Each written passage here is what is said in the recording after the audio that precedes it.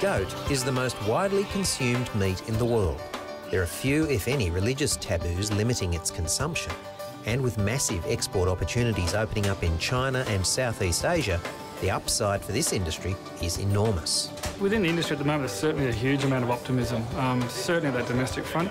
When you talk to the retailers and the chefs, they're looking for something new and different. The chefs are looking for something that they can start to recreate some of their signature dishes with, something they can really sort of express that creativity through.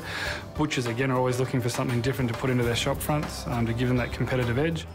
And producers are slowly opening their eyes to the advantages of incorporating goat production into their current systems without necessarily impacting on grazing pressure. Justin Gilbert runs the successful Boomer boar goat stud just outside of Dorrigo in New South Wales. He's recently diversified his business model and now delivers fresh goat meat to households and restaurants up and down the mid-north coast of New South Wales. Basically, we went from a small herd as a weed control. The demand for just people rocking up in the door, wanting animals, wanting the meat. So we took the move to try to start selling our own animals. Within a couple of weeks, we had sold out of our own product and we had to source animals from other producers. There are two types of goats feeding the Australian market. Rangeland goats, sometimes unkindly known as ferals, predominantly from Western New South Wales and Southern Queensland, and boar goats, which is what Justin's running. The boar goats are a premium meat breed, not just in Australia, in the world. They've been designed for their meat, selected for their meat qualities. Now, the rangeland goats do a fantastic job in different situations where the boar goats and the red boars and the savannah goats have been bred for that specific meat, whether it's the eating quality as well as the actual yield you get back from the animals. Although Justin's expansion along the supply chain was designed to strengthen the business, it's not been without its own challenges. The big problem we have at the moment is getting that constant quality all year round, because when you start selling to butchers, restaurant, they want it every day of the year. Justin, along with a number of other goat producers, wholesalers, retailers and chefs, recently attended an MLA-sponsored goat tour in Sydney.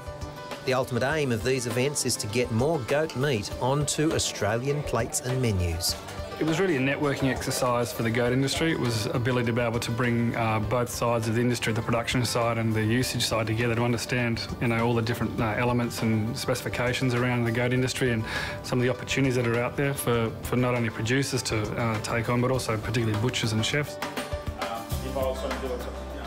The day began with a focus on carcasses, highlighting the differences between the lean rangeland goat carcass and full-blood boar with a good coverage of fat on it.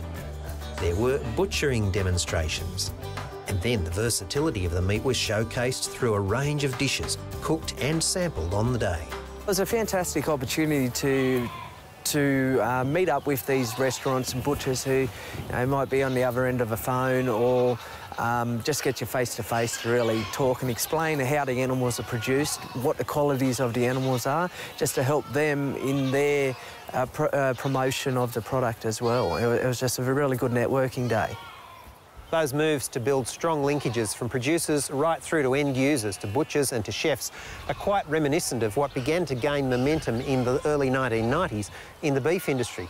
And funnily enough, it's now beef producers who are among those best placed to gain from the opportunities now presented by goats. I think the main appealing factors for goat production to current producers is that the versatility, they can integrate into their current system quite easily. If you've got a cattle operation, they allow you to reduce that internal parasite burden and the cost of managing that internal parasite burden. From a weeds management perspective, they utilise a far broader range of the feed base than what sheep and cattle do. Australia is the largest exporter of goat meat in the world. Around 27,000 tonnes left our shores last year, with the only limit on that number being supply. 60% of that product went to the US, with their cultural diversity presenting an enormous market opportunity.